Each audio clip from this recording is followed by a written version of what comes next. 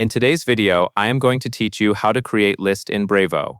This is a simple process, and it is a great way to keep your contacts organized so you can manage campaigns, segments, and follow-ups more easily. A list in Brevo is basically a container that holds a group of contacts, usually based on a shared purpose, like newsletter subscribers, leads from a specific form, or customers from a certain product line. To get started, make sure you are logged into your Brevo account and you are on the main dashboard. From here, look at the top navigation and click on CRM. Once you are in the CRM area, go to Contacts. This is where Brevo stores all of the people and records you will use for email and CRM activity, and it is also where you can manage the lists those contacts belong to. Next, focus on the left sidebar menu, click on Lists. This will take you to the List Management page where you can view any existing lists and create new ones.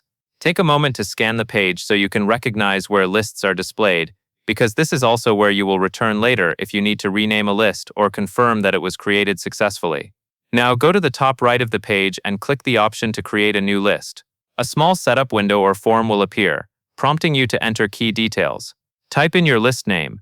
Choose a name that clearly describes who belongs in this list, since clear naming helps prevent mistakes later when you select lists for campaigns or automation. After you enter the name, choose the folder where you want this list to live. Folders are useful for keeping things tidy, especially if you manage multiple teams, brands, or different types of audiences. When everything looks correct, click Create List. Brevo will create the list immediately, and you should see it appear in your list overview. At this point, your new list is ready to use, and you can begin adding contacts to it through your usual contact management workflow. That covers everything you need to know, and that is all there is to it.